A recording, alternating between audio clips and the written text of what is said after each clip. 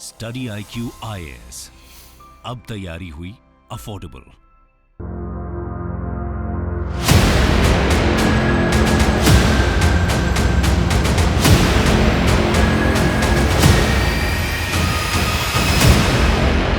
दोस्तों, squid game नाम की सीरीज से आप सब जरूर फैमिलियर होंगे। नेटफ्लिक्स पर 2021 में रिलीज हुई ये साउथ कोरियन सीरीज अब तक के कई रिकॉर्ड्स को तोड़ चुकी है। ये सीरीज पहले 14 एमीज के लिए नॉमिनेट हुई, फिर 6 एमीज को अपने नाम किया। साथ ही आउटस्टैंडिंग ड्रामा सीरीज में एमी नॉमिनेशन पाने वाले पहले नॉन इंग्लिश शो का खिताब भी इसी सीरीज के नाम रहा और 3 गोल्डन ग्लोब नॉमिनेशंस के साथ ही इसने एक में जीत भी दर्ज की है। दोस्तों, यही वजह है कि squid game series Korean culture की सुनामी में एक इम्पोर्टेंट वेव का काम करती है। देखा जाए तो उसके बाद से इंडिया और दुनिया भर के व्यूअर्स ने और भी कोरियन ड्रामाज को सर्च करना शुरू कर दिया है। आज कोरियन ड्रामाज की पॉपुलैरिटी कितनी ज्यादा बढ़ गई है, आप इसे इंस्टा जैसे प्लेटफॉर्म पर मौजूद रील्स और मीम्स से ही समझ सकते हैं। जबकि इससे पहले 2012 में रिलीज हुआ Korean music video Gangnam style भी भारतीय दर्शकों के बीच खूब पॉपुलर हुआ। वहीं आज BTS आर्मी किसी पहचान की मोहताज नहीं। लेकिन इससे रिलेटेड कुछ सवाल जैसे कि कोरियन ड्रामाज की पॉपुलैरिटी का कारण क्या है, हम भारतीयों को ये कोरियन शोज इतने पसंद क्यों आते हैं, साथ ही ये भी कि क्या इसका कोई नेगेटिव इम्पैक्ट भी हमारी सोसाइटी पर पड़ रहा है क्या। स्वागत है आप सभी का स्टडी IQ में। अनुराग पांडे नाम है हमारा और आज के इस वीडियो में हम आपको इन्हीं सब सवालों का जवाब देने की कोशिश करेंगे।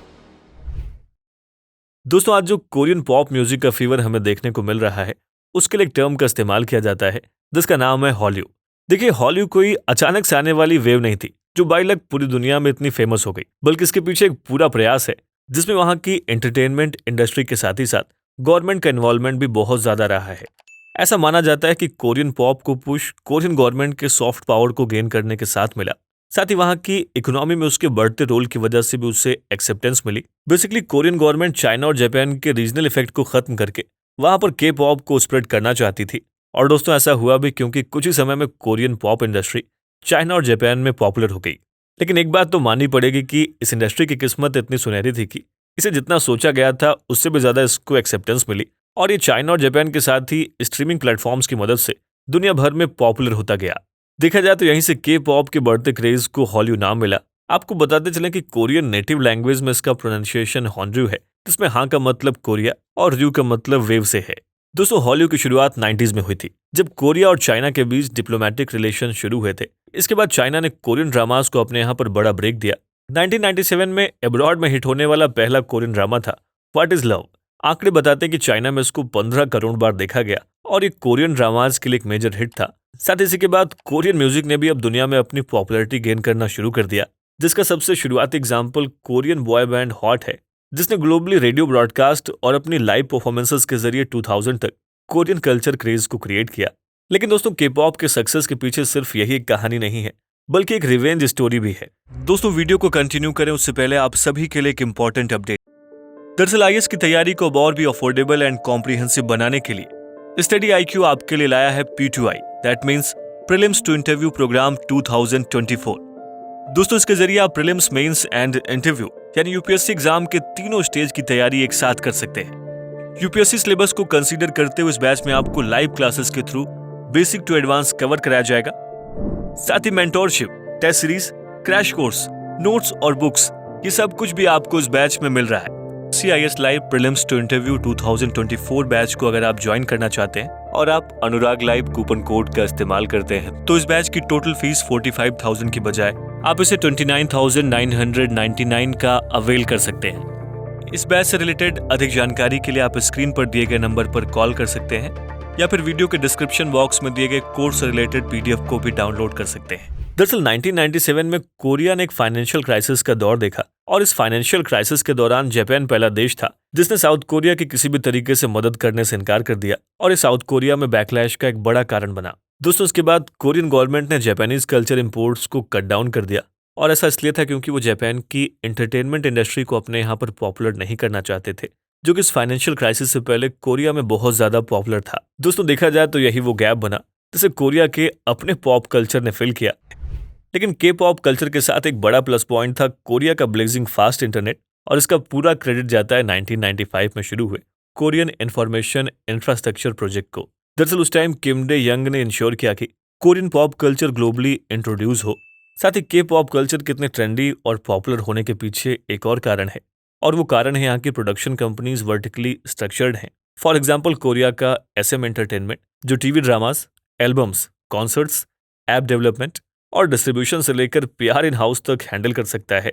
ऐसे में एजेंसीज मल्टीपल मीडिया फॉर्मेट्स में रोल आउट कर सकती हैं, जिस वजह से कोरियन इंडस्ट्री में कई तरह की क्रॉस इंडस्ट्री कोलैबोरेशंस भी होती हैं। जब भी कोई ड्रामा हिट होता है तो इसके साथ ही उसे टाई इन के ब्यूटी प्रोडक्ट्स और टूरिज्म प्रमोशन भी इंक्लूडेड होता है, जिससे एक ही साथ मल्टी डायमेंशनल बेनिफिट भी होता है। दोस्तों, जैसा कि हमने शुरुआत में ही हॉलीवुड की बात की थी, तो ये के ड्रामा व्हाट इज लव और हॉट बॉय बैंड नाम से शुरू हुआ था, जिसके बाद 2001 में बोआ, 2003 में विंटर सोनाटा और 2005 में डेजैंग जियम ड्रामा के हिट होने के बाद ही के पॉप की पॉपुलैरिटी में एक ड्रॉप देखने को मिला। लेकिन 2012 में कोरियन बैंड PSY के गंगनम स्टाइल के बाद इसकी पॉपुलैरिटी इतनी ज्यादा बढ़ी कि ये कोरियन बैंड सॉन्ग इंडिया में होने वाली शादियों और पार्टियों में डांस के लिए सबसे पसंदीदा सॉन्ग बन गया। देखा जाए तो उसकी पॉपुलैरिटी के बाद कोरियन पॉप कल्चर ने जो पेस पकड़ी वो कभी भी रुकी नहीं है। साल 2013 में my love from the star, साल 2016 में डिसेंडेंट्स ऑफ द सन और फिर साल 2017 में आए कोरियन बैंड BTS ने तो कोरियन पॉप कल्चर के लिए सुनहरे रास्ते ही खोल दिए। 200 साल 2017 से अब तक BTS एक अनस्टॉपेबल फोर्स की तरह सामने आया है और ये पहला ऐसा कोरियन बैंड बना है जिसने बीटल्स के बाद बिलबोर्ड के ग्लोबल चार्ट में नंबर 1 पर अपनी जगह बनाई है। देखा जाए तो एक रिपोर्ट के मुताबिक दुनिया भर में आज करीब 90 मिलियन BTS फैंस हैं और इसके बाद तो black pink, sweet 17, EXO, red velvet और मोंस्टा X जैसे बैंड्स ने दुनिया भर में कॉन्सर्ट्स करने शुरू कर दिए। दोस्तों, ये तो रही कोरियन म्यूजिक की बात, लेकिन जब कोरियन मूवी पैरासाइट को साल 2020 में बेस्ट फीचर फिल्म और बेस्ट इंटरनेशनल फीचर फिल्म के लिए 2 एकेडमी अवार्ड्स मिले तो इसे साउथ कोरिया के सिनेमा की बात दुनिया भर में होने लगी। लेकिन दोस्तों, ऐसा भी नहीं कि पॉप कल्चर सिर्फ पॉपुलैरिटी तक ही लिमिटेड है। देखा जाए तो हॉलीवुड के वाइड स्प्रेडिंग की वजह से कोरियन इकोनॉमी में आया पॉजिटिव इफेक्ट भी साफ साफ देखने को मिलता है। अगर हम कोरिया की इकोनॉमी में K-पॉप के टोटल इम्पैक्ट को देखें तो इसका कंट्रीब्यूशन 2019 में करीब $12.3 बिलियन था। वहीं अकेले BTS army per year Korean economy में $3.5 का कंट्रीब्यूशन करती है। आप इस तस्वीर से देख सकते हैं कि 1997 से शुरू हुआ हॉलीवुड धीरे धीरे पूरी दुनिया में पहुंचा है। लेकिन ये सवाल जरूर उठता है कि आखिर कोरियन पॉप कल्चर में ऐसा क्या खास है कि दुनिया भर के लोग के ड्रामाज और कोरियन म्यूजिक के पीछे दीवाने हैं और अकेले इंडिया में K-पॉप के करीब 15 मिलियन फैंस हैं। ऐसे में आइए ये समझते हैं कि इंडियंस को K-पॉप इतना पसंद क्यों है। दोस्तों, कोरियन ड्रामा की खासियत उसकी शॉर्ट स्क्रिप्ट्स, प्लॉट और लो लैंग्वेज बैरियर है। आपने भी देखा होगा कि जब हम टेलीविजन में शक्तिमान, रामायण और जूनियर जी जैसे शोज को देखने के लिए पूरा हफ्ता सैटरडे और संडे का इंतजार करते थे, लेकिन जब से इंटरनेट और OTT प्लेटफॉर्म का दौर आया है तब से इंडिया में डाइवर्स कंटेंट और उसमें भी बिंग वॉच करने वाले लोगों की कोई कमी नहीं है। देखा जाए तो उसका फायदा कोरियन ड्रामास को भी मिला है। अपने सॉफ्ट प्लॉट लाइंस और एडिक्टिव प्लॉट्स की वजह से इन्हें ज्यादा देखना काफी आसान और एंटरटेनिंग है। दोस्तों, भारत और कोरिया के वर्क कल्चर में सिमिलरिटीज और जिंदगी जीने का डेली हस्टल भी इन्हें कनेक्टिंग बनाता है। साथ ही दोनों कंट्रीज में मौजूद कल्चरल सिमिलरिटीज जैसे कि फैमिली की importance, normal day in Asian family और करी राइस के साथ ही साथ घर के स्ट्रक्चर में सिमिलरिटीज इंडियंस को स्ट्रांगली कनेक्ट करती हैं। और दोस्तों, इन K-ड्रामास का चार्मिंग और गुड लुकिंग कास्ट भी एक बड़ा फैक्ट है जो सिर्फ इंडियंस को ही नहीं बल्कि all around the globe audience को अट्रैक्ट करती है। दोस्तों, ये तो रही कल्चर और सिमिलरिटीज की बात, लेकिन कोरियन ड्रामाज में कभी भी रोमांस या फिर इंटीमेसी को एग्जैजरेट करके नहीं दिखाया जाता जैसा कि वेस्टर्न फिल्मों और सीरीज में दिखाया जाता है। देखा जाए प्लॉट रोमांटिक तो होते हैं लेकिन वल्गर नहीं, जिसकी वजह से क्यूट और इनोसेंट इंटीमेसी को लोग देखना पसंद करने लगे। अगर हम इंडिया में K-ड्रामास की सक्सेस की बात करें तो इसमें सबसे बड़ा मैटर ऑफ फैक्ट एक्सेसिबिलिटी का है। आप अलग अलग तरह के OTT प्लेटफॉर्म्स पर इजिली इन्हें देख सकते हैं और इनमें से कुछ तो फ्री भी हैं। दोस्तों, जब कॉन्टेम्पोररी K-ड्रामास की बात आती है तो ये ड्रामाज अपने टिपिकल CO प्लॉट लाइन से हटकर कुछ नया और रिलेटेबल दिखाने की कोशिश करते हैं, जैसे कि माई लिबरेशन नोट्स, रिप्लाई 1997 और एज ऑफ यूथ जैसे शोज एक नॉर्मल लाइफ की रिलेटेबल स्टोरी को शेयर करते हैं। दोस्तों, 2020 में नेटफ्लिक्स के डेटा के मुताबिक कोरियन टेलीविजन सीरियल की इंडियन व्यूअरशिप में 370% का ग्रोथ देखने को मिला, जहां एक और नॉर्थ ईस्ट इंडिया में कोरियन ड्रामा के लॉयल फॉलोअर्स एक डिकेड से हैं, वहीं दूसरी ओर ये बाकी इंडिया में कुछ समय पहले ही अपनी पहुंच को बना पाए हैं। दोस्तों, यहाँ पर एक बड़ा फैक्टर है स्टोरी टेलिंग का। दरअसल कोरियन ड्रामाज की स्टोरी राइटिंग और टेलिंग में चौंकाने वाला फैक्ट ये भी है कि यहाँ की ज्यादातर राइटर्स फीमेल हैं। साल 2019 की फोर्ब्स की रिपोर्ट के मुताबिक लगभग 90% कोरियन ड्रामा राइटर्स विमेन हैं, जबकि यही दूसरी ओर द स्वाडल की रिपोर्ट ये बताती है कि भारत के फिल्म और मीडिया इंडस्ट्री में script writing, editing, direction, design और सिनेमेटोग्राफी में टोटल विमेन पार्टिसिपेशन सिर्फ 10% का है। आप इस डेटा से कोरिया की सॉफ्ट और इनोसेंट स्टोरी लाइन और स्क्रिप्टिंग का अंदाजा लगा सकते हैं। ज्यादातर महिलाओं के राइटर होने के चलते कहानियों में एक सॉफ्टनेस और इनोसेंस अपने आप आ जाता है, जो कि दुनिया की बाकी इंडस्ट्रीज में देखने को नहीं मिलती है। इन सब के अलावा के ड्रामा का टैक्टिस सिंपल और इफेक्टिव है। Come for the pretty faces, stay for the story telling. लेकिन दोस्तों, इसके इफेक्टिव प्लॉट्स और प्रेटी फेसेस के पीछे एक साइड ऐसा भी है जो पूरी जनरेशन में हेट, सेल्फ कॉन्शियसनेस और over expectations from love and inferiority जैसी प्रॉब्लम्स दे रहा है। ऐसे में आइए इसके नेगेटिव साइड को भी समझ लेते हैं। दोस्तों, small V shaped face, light skin, symmetrical eyebrows, slim bodies और डबल आईलिड्स कुछ ऐसी विशेषताएं हैं जिसका होना एक फीमेल कोरियन पॉप स्टार के ब्यूटी स्टैंडर्ड्स को मैच करने के लिए सबसे जरूरी माना जाता है।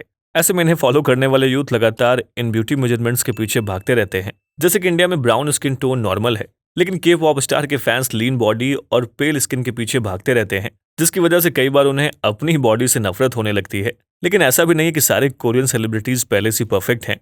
आपको जानकर हैरानी होगी कि कोरिया में प्लास्टिक सर्जरी गिफ्ट करने का कल्चर है, और ऐसा देखा जाता है कि जैसे ही कोई बच्चा 16 साल का होता है उसे उसकी फैमिली सर्जरी गिफ्ट करती है।